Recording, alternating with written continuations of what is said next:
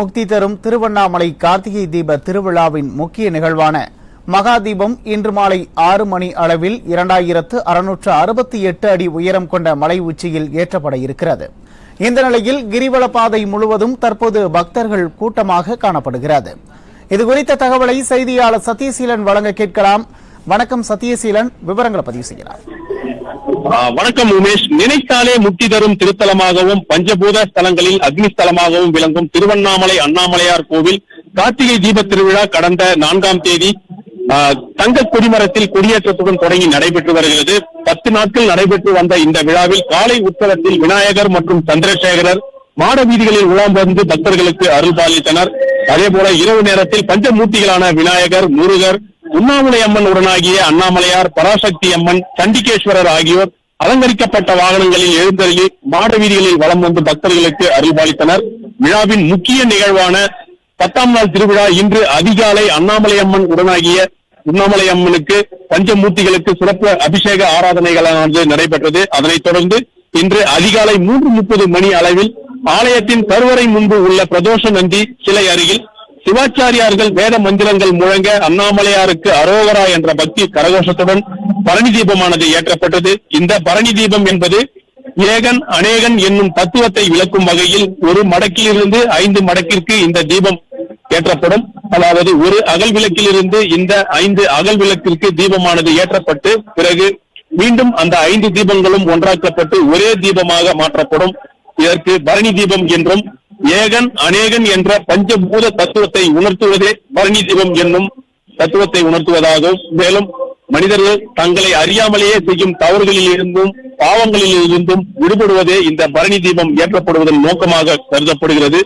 பிரதோஷ நந்தி அருகில் ஏற்றப்பட்ட பரணி தீப மடக்கை சிவாச்சாரியார்கள் கையில் ஏந்தியவாறு 2ஆம் பிரகாரத்தை சுற்றி வந்து பக்தர்களுக்கு காட்சியளித்தார். பின்னர் வைகுந்த வாயில் வழியாக அண்ணாமலையார், அதாவது 2668 அடி உயரம் கொண்ட அண்ணாமலையார் உச்சிக்கு இந்த தீப ஆராதனையானது காண்பிக்கப்பட்டது.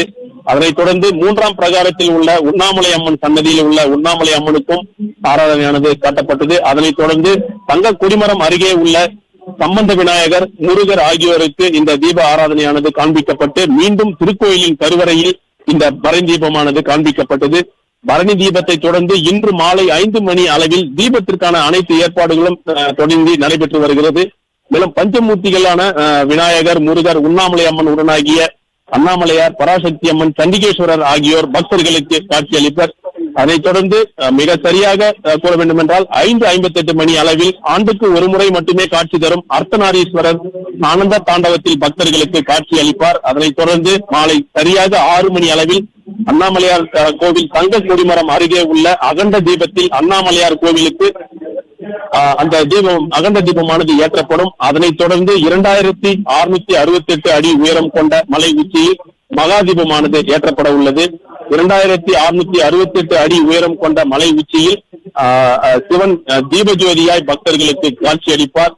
தீபத்தின் வரலாறாக கூறப்படுவது என்னவென்றால், திருமால் மற்றும் பிரம்மன் ஆகியோர் இருவருக்கும் தங்களுக்குள் யார் பெரியவர் என்ற போட்டி வந்தபோது நான் என்ற அகந்தையை அடக்கினால் அன்றி சிவன் பரம்பொருளை காண முடியாது என்ற உண்மையை உலகிற்கு விளக்கும் வகையில் திருமால் மற்றும் பிரம்மனுக்கு உணர்த்தும் வகையில் இந்த அடியையும் ஒடியையும் யார் கண்டு வருகிறார்களோ அவர்களே இந்த பிரபஞ்சத்தில் பெரியவர் என சிவபெருமான் கூறியதாகவும், திருமால் வராக அவதாரம் எடுத்து சிவபெருமானின் அடியை காண புறப்பட்டதாகவும், பிரம்மன் அன்னப்பட்சி உருவம் எடுத்து முடியை உயர பறந்து உயர சென்றதாகவும் வரலாறு.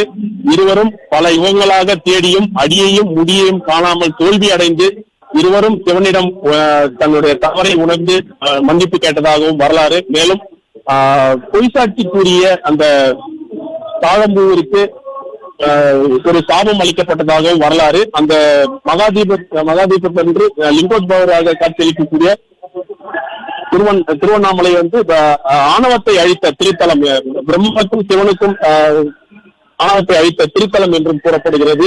இந்த தீப ஜோதியை காண தமிழகத்தில் மட்டுமல்லாது அண்டை மாநிலங்களான ஆந்திரா, கர்நாடகா, தெலுங்கானா உள்ளிட்ட பல்வேறு பகுதிகளில் இருந்தும் வெளிநாடுகளில் இருந்தும் 45 லட்சத்துக்கும் மேற்பட்ட பக்தர்கள் கலந்து கொண்டு தீப தரிசனத்தை காண உள்ளனர்.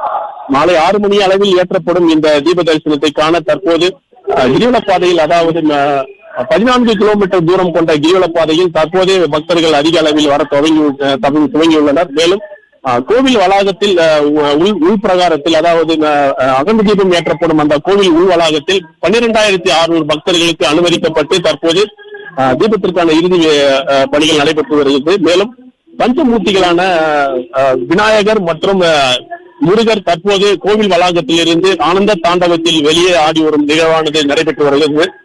மூன்றாவதாக உண்ணாமலை அம்மன் உடனாகிய அண்ணாமலையார், அடுத்ததாக பராசக்தி அம்மன், ஐந்தாவதாக சண்டிகேஸ்வரர் ஆகியோர் வந்த பிறகு கடைசியாக அர்த்தநாரீஸ்வரர் தனது காட்சியை அளித்த பிறகு 6 மணி அளவில், மிக சரியாக 6 மணி அளவில் மலை உச்சியில் இந்த மகாதீபமானது ஏற்றப்பட உள்ளது.